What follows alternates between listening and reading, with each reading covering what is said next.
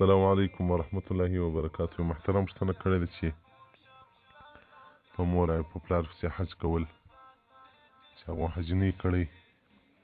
دا د شریعت ته نظر څخه څنګه ده؟ محترم د جابر رضی الله مبارک څخه روایت وي قال قال رسول الله صلی الله علیه وسلم، رسول الله صلی الله علیه وسلم مبارک ویلي وایي من حج عن ابیه وعن امیه، که چا د پلار څخه یا د مور څخه حج وکړي نو د هغو د حج غاړې په خلاصېږي، یعنې که هغه مړی وي او د لرې الله جل جلاله د لاسو حج و ثواب ورکوي. او دغه رنګه د زید بن ارقم راته نو څخه روایت دی چې رسول الله صلی الله علیه وسلم مبارک ویل دي وکړي څوک حج وکړي د مور و پلار له طرفه څخه د دواړو څخه الله جل جلاله قبلوي، او د هغه د مور و پلار چې کوم اورحونه دي هغه الله جل جلاله په خوشحاله کوي، هغو ته ثوابونه رسیږي او هغو ته براءت د دوزخ څخه په ورکوي. دارالقطني جلد 260. او دغه رنګه د عبدالله بن عباس رضی الله مبارک څخه روایت دی وایي قال قال رسول الله صلی الله علیه و آله وصحبه وسلم، و رسول الله صلی الله مبارک ویلي دي چې که چا د مور پلار څخه حج وکړي او یا د دوی پورونه ور ادا کړي، دوی مړه سو پورونه په باندې وه بعث یوم القیامة من الابرار، دغه څوک به په ورځ قیامت ته د نیکانو په صف کې راپورته کېږي. دارالقطني جلد 206.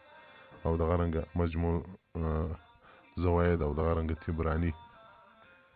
او دغه رنګه د عبدالله بن عباس رضی الله څخه روایت دی که چا حج د مړي څخه وکړي مړي ته یو حج لیکل کېږي او د حجي چې کړونکی دی هغه ته اووه حج لیکل کېږي. او دغه رنګه حج کوونکی چې حج کوي په مور پلار پسې هغو ته الله جل جلاله براءت ورکوي د دوزخ له اوره څخه. نو محترمه په مور پلار پسې حج کول ده ډېره ښه طریقه ده، او د مور پلار حق هم دا دی سړی حج باندې وکړي، که هغه سړی ناداري مسکین وي دوی مړه سي بیا سړی پیسې پیدا کړي بیا نفلي حج پسې وکړي، خو که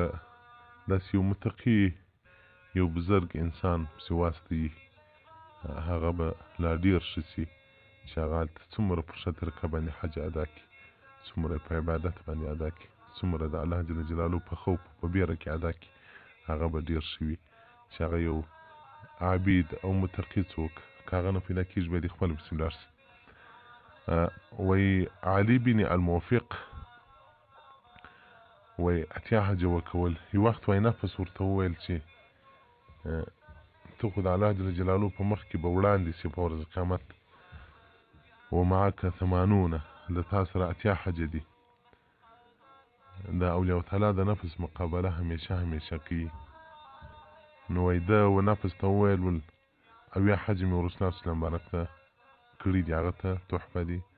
او 4 حج مې خلفاء راشدینو ته کړي دي، 3 مې مور ته کړي دي، 2 مې پلار ته کړي دي، او 1 مې ټول مسلمانانو ته وربخښلی. یا نفسي بقیت بغیر شیء، زه هیڅ څه نه لرم په لاس کې، د الله حضور ته ورځم یو شی هم نه را سره حجونه ټول لاړه. وی فهتب هاتف من زوای البیت، د کور د کنجانو څخه یو اواز وسو چې یا ابن الموفق چې ته دومره سخا پر موږ باندې کوې او موږ سخا پیدا کړې ده، سخا خو الله پیدا کړی دی، خالق خو الله دی، الله جل جلاله ویل چې ته دومره سخي زما پر حبیب او پر خلفای راشدین او رسول الله صلی الله علیه وسلم پر امت باندې سخا کوې بعزتي و جلالي، په خپله لوی دي مې قسمي، د یوه حج په مقابل کې مې الله جل جلاله ورته 70,000 حج، هغه 80,000 حج مې درته هبه کړي دي، یعنې یو حج مې په 80,000 درته منظور کړی. نو محترمینو حجونه چې کوي ثواب یې ټول امت ته وربخښي، جناب محمد صلی الله علیه وسلم مبارک ته، خپلو قریبانو ته، خپلو انډیوالانو ته، خپلو شناخته خیلو ته و استادانو ته و ټول امت ته ثوابونه وربخښي. الله جل جلاله بیخي خوشحاله کېږي په دې باندې چې تاسو دا خپل عبادت تقسیم کړئ پر امت باندې، او رحان د مړو ډېر په خوشحاله کېږي.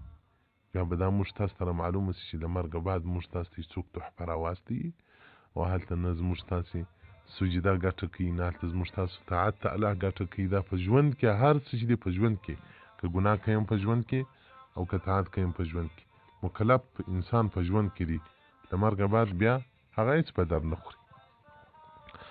نو دومره خوشحاله کېږي نهایي مړي په دې تحفو په ثوابو باندې، نو تاسې ټول ثوابونه بخښي امت ته، رسول الله صلی الله علیه وسلم ثوابونه بخشي، هر امت ته پوره ثواب الله رسي، او د هر امت په اندازه تا ته هغومره ډېر ثواب هم درکوي. البحر العمیق جلد اول صفحه 19 الباب الاول فی الفضائل. والسلام علیکم ورحمة الله وبرکاته.